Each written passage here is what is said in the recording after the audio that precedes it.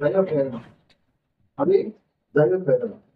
ఎవరైతే దైవ ప్రేరణతో ఉంటారో, దైవభక్తిలో ఉంటారో వాళ్ళకి మనం చెప్తే వాళ్ళని అర్థం చేసుకొని సరేలే అంటే అన్నారు, కొట్టే దిద్దారులే, ఇంక మనం వదిలేద్దాం, దేవుడికి అప్పగించేద్దాం, ఇంకా మన పెద్ద దాని గురించి మాట్లాడకూడదు, దాని గురించి ప్రస్తాపన చేయబడి వదిలేస్తారు. ఎవరు? దేవుని యొక్క ఇదిలో ఉన్నవాళ్ళు మాత్రమే, దైవత్వంలో ఉన్నవారు మాత్రమే. అదే దైవత్వం లేని వారు ఏం చేస్తారంటే దాన్ని పట్టుకొని తిరిగిలాడుతూనే ఉంటారు. కానీ దేవుని యొక్క వాక్యం చెప్తుంది, తప్పులు చేయడం మానవ యొక్క లక్షణం, దాన్ని క్షమించడం దైవ యొక్క లక్షణం. కాబట్టి ఆ దైవ లక్షణము, దైవత్వం ఎవరిలో ఉంటుందో వారు మాత్రమే క్షమించగలుగుతారు, లేకపోతే మిగతా వాళ్ళు కానీ క్షమించలేరు. రండి కొన్ని మాటలు ఉంచు. మత్తయి సువార్త 6:12.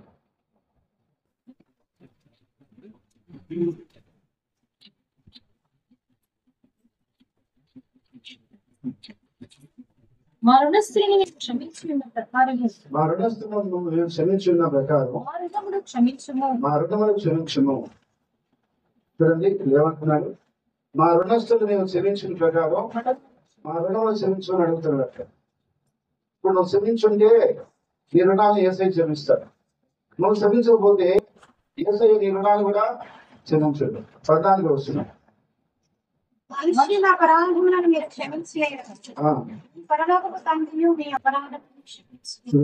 మనుషుల అపరాధాలను మీరు క్షమిస్తే మీరు ఆయనకి వ్యతిరేకంగా చేసిన అపరాధాన్ని ఆయన క్షమిస్తారు.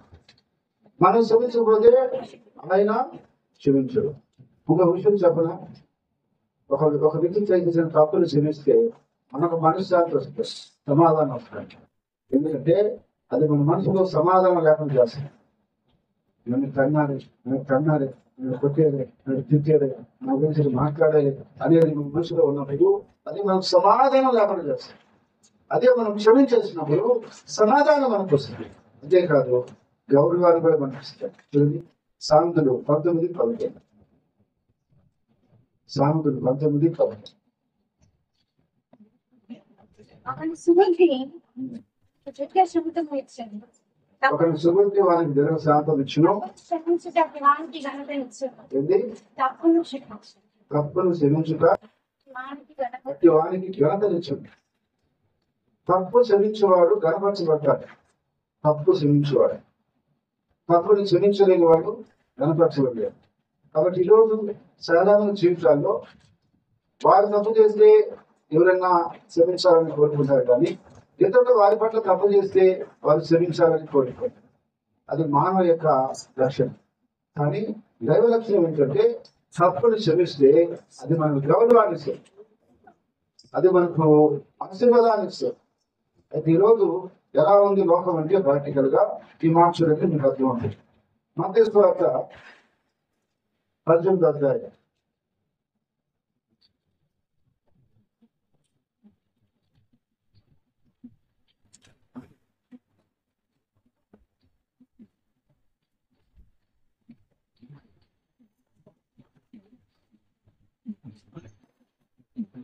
చదవండి. కావున పరలోక రాజ్యము తన దాసుల యొక్క లెక్కటి పోలి ఉన్నది. అతడు లెక్క ఉంచుకొని మొదలు పెట్టినప్పుడు తనకి 10,000 తలాంతులు అత్యుపయోగుడు అతని యొక్క సేవ లేనాడు. వాని యొక్క ఏర్పీ లేనందున వాని యజమానుడు వాని పిల్లలను పిల్లలను వారి కలిగినది యావత్తును అప్పగించవలని ఆజ్ఞాపించాడు. కాబట్టి ఆ దాసుడు అతని ఎదురు సాగిలపడి మొక్కి మేడ ఓర్చుకుంది, నీకు ఇంత ఏం చెల్లిద్దని చెప్పగా ఆ దాసుడు యజమానుడు కనికరి పడి వారిని విడిచిపెట్టి వారిని అప్పు క్షమించింది. అయితే దాసుడు బయటికి వెళ్ళి తనకు నోటి దేనాన్ని నుంచి తోడి దాసులతో వారిని గొంతు పట్టుకొని నీవు అచ్యున్నది చెల్లించమనెను. అచ్యున్నది చెల్లించమని.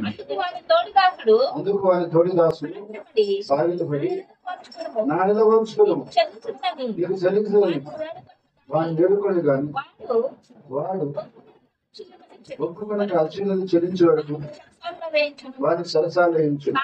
కాగా వాని తోడి దాసుడు జరిగినది చూసి దుఃఖపడి వచ్చి జరిగినదంతా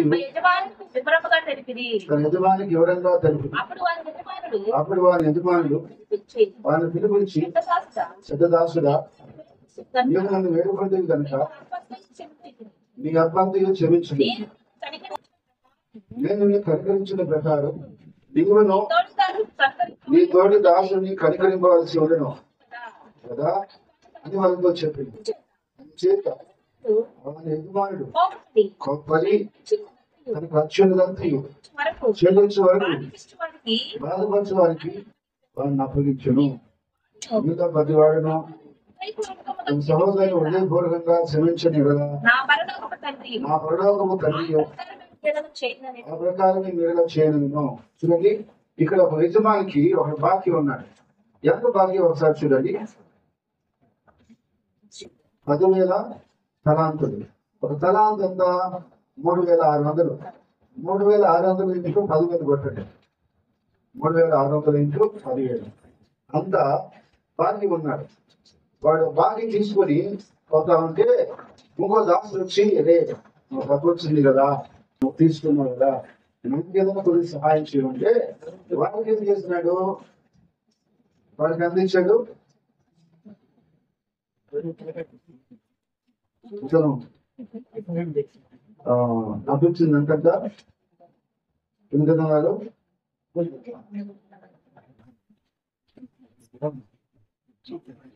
చూడండి, రాసి చూడండి.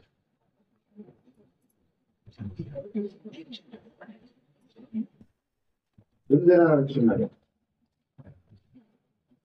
100 దినారు. దినారు అంటే ఎంత? 100 రూపాయి అంటే 50 రూపాయలు. 50 రూపాయలు ఇచ్చాడు. ఏంటి ఆయన ఏమో అంత తీసుకున్నాడు. దాంట్లో ఒక 50 రూపాయలు తోటి దాసుడికి ఇచ్చిపోయాడు. సరే పోరా, ఇది వాడుతున్నావు అని చెప్పి 50 రూపాయలు ఇచ్చాడు. దాని తర్వాత ఈ అప్పు తీసుకున్నటువంటి దాసుడు అప్పు కట్ల యజమానికి చెప్తా ఉన్నాడు. ఒక రోజు గట్టిగా పట్టేసుకున్నాడు యజమాని. నీ భార్యని, నీ పిల్లలను, నీటిని అన్ని నాకు అప్పు కట్టాల్సిందే రాని. అప్పుడు వచ్చి సాధింపడి పడి బతులాడుతుంది. అయ్యా కాస్త ఓర్చుకో, మొత్తం చెల్లించేస్తాను.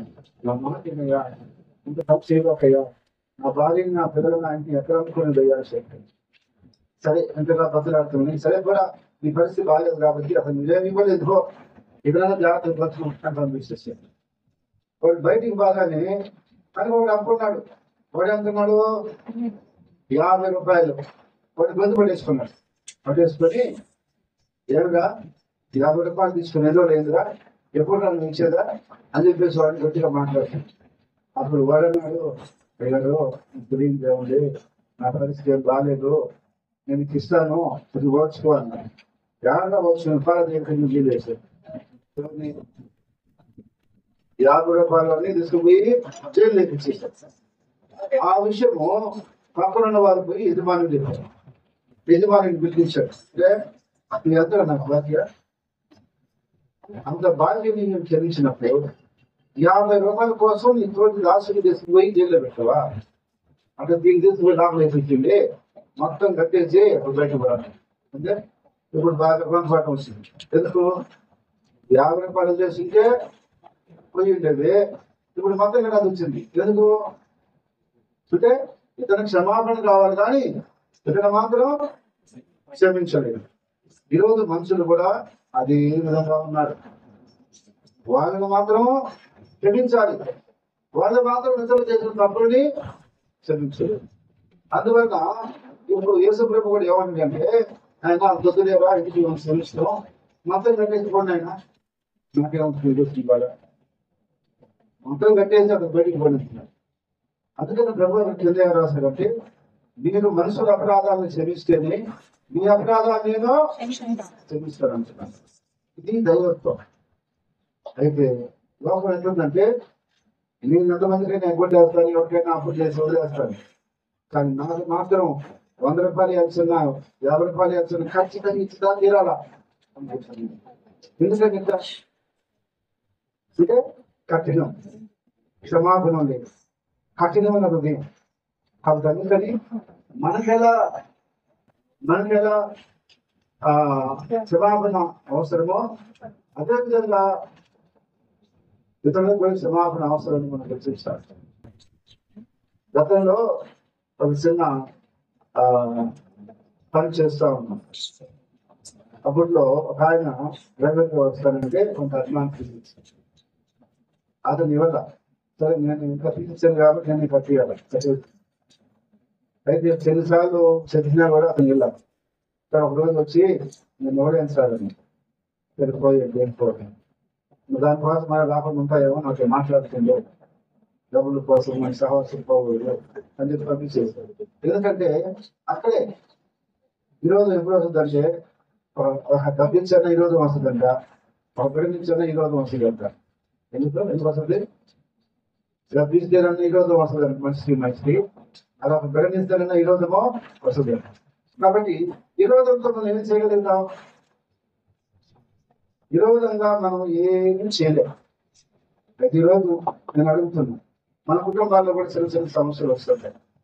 భర్తకి భార్యకి సమస్యలు రావచ్చు, లేక ఒక్కోసారి అత్తకి మామకి మామతో సమస్యలు రావచ్చు, లేక తోటి కోడలతో సమస్యలు రావచ్చు, లేకపోతే అన్నదమ్ములతో సమస్యలు రావచ్చు. ఇటువంటి సమస్యలు వస్తుంటాయి. ఎందుకంటే మన మనుషులు కదా, మా మనుషులు కుటుంబంలో ఉన్నప్పుడు కొన్ని విషయాలను బట్టి సమస్యలు వస్తుంటాయి. కానీ వాటిని మనం ఏం చేయాలి? క్షమించాల్సింది. క్షమించలేనంటే ఏసై ఏమంటాడు? నీ పాపాలు కూడా నేను క్షమించుంటాను, నువ్వు నరకానికి పోరా అంటాడు. పోదామా? అప్పుడు నరకానికి పోదామా? నీ పాపాలు కూడా నేను క్షమించను రా, నువ్వు ఎన్ని పాపాలు చేసినావు ఏం కదా, అప్పుడు లేదు నేను క్షమించాలి, పో నరకానికి పో అంటాడు. పోగలమా? నరకానికి మనం పోగలం. అందుకని మనం ఏం చేయాలంటే ఒకరిగా క్షమాగుణం అనుకుందాం. చూడండి 2 మార్క్స్ చదువుకుందాం. Efesios 4:32, Efesios 3:13.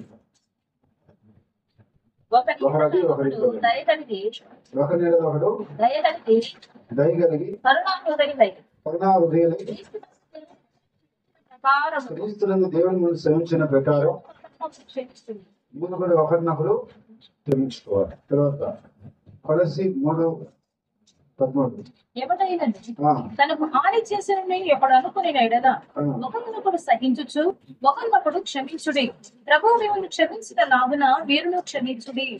ఎవరైనా మనకు హాని చేశారు, నష్టం చేశారు అనుకున్నా కూడా క్షమించాల్సింది. ఎందుకంటే అది దైవత్వం. ఎప్పుడు అలా క్షమించగలుగుతామో అప్పుడే ఏంటి మన దేవుని పిల్లలు. నేను ఒక సాక్షి చెప్పి ముగించేస్తాను. నాకు చిన్న వయసు ఉన్నప్పుడు 10-11 ఉండొచ్చేది. మా చిన్న అప్పుడు పుట్టి ఉంది. మా నాన్న మా ఊరి నుంచి గొడవలు జరుగుతున్నాయని నేను మా అమ్మ గంటేపల్లికి వెళ్తా ఉంటే అప్పుడు మా అవ్వ నేను మా ఊరిలో ఉన్నాను. ఆయన చూసి లారీలో పార్టీలో కొట్టేశారు. ఆయన ఒక రోడ్డు మీద తీసుకొచ్చి పండిస్తుంటే చూసి, అంటే ఒక రక్త సంబంధం కాబట్టి నాకు చాలా బాధ వేదన కలిగింది. కానీ కొద్దిగా వయసు వచ్చిన తర్వాత ఏమంటుందంటే ఆ పుట్టిన వాళ్ళిద్దరిని ఎప్పటికైనా పొట్టేయాలని నేను మనసులో ఉన్నాను. నాకు ఇంటర్మీడియట్ చదివిన కూడా అట్లాగా ఉంది. నేను చదువుని అవుతాను, వాళ్ళు కొట్టాలని. ఎందుకంటే నేను ఒకరిని కొట్టానే కదా పిల్లలు కొట్టించుకెళ్ళాను. అయితే మా నాన్న పోతుంటే కొట్టేసేయాలి. ఆయన పుట్టినాడు పోయినా కొట్టిన బాగుండేది. పొట్లాడుతూ ఒకరితో కొట్టుకున్నారంటే న్యాయం విన్నాం. కానీ ఆయన గంగలో పోతున్న కొట్టే పాపం నాలో ఉంది. దాన్ని నేను క్షమించలేని విషయంలో ఉన్నాను. కానీ ప్రభు ఒకరోజు వాక్యం చేస్తుంటే నువ్వు క్షమించకపోతే నేను క్షమించుకుంటా. కాబట్టి ఆ రోజు నుంచి ఆ ఆలోచన తీసేసి నివేదికగా చూడాలని చెప్పి నేను ప్రార్థన చేసుకొని గమనించాను. ఎందుకంటే కొన్ని విషయాలు మన మనసుకు చాలా గాయం చేస్తాయి. అయినప్పటికీ కూడా ఏసయ్యా ఉంటాడంటే వాటిని కూడా ఏం చేయాలి? క్షమించాలి. అలా క్షమించినప్పుడే మనం నిజమైనటువంటి దైవత్వంలో ఉన్నవారు. అందుకని దేవుని యొక్క వాక్యాన్ని బట్టి మనం ఒకరి వేళలో దయాగుణం కలిగి క్షమాపణ కలిగి ఉంటే ఏ బంధాలు పోవు, ఏ బంధాలు తెగిపోవు, ఏ వ్యక్తులు మనకు ఏరు కాదు. ఎందుకంటే క్షమాగుణం కావాలి. ఒదురుకు జరుగుతాయి. క్షమించుకునే దొరికే మనం ఒకటి అయిపోతాం. నేను క్షమించాను అని అంటే వాడు కాదు. అప్పుడు ఆ క్షమాగుణం, ఆ దయాగుణం అనుకున్నట్లు మన జీవితాలు, మన కుటుంబాలు, మన బంధుత్వాలు, బంధాలు ప్రతిష్టంగా ఉండగా అరితిగా దేవుడు మనం నడిపించునుగా, క్షమాగుణం మనకించునుగా.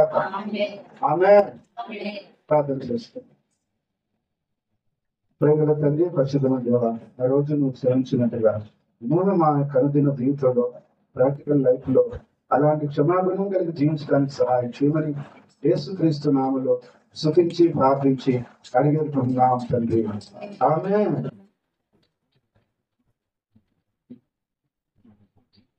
చిన్న పనులు వాడుకుందాం.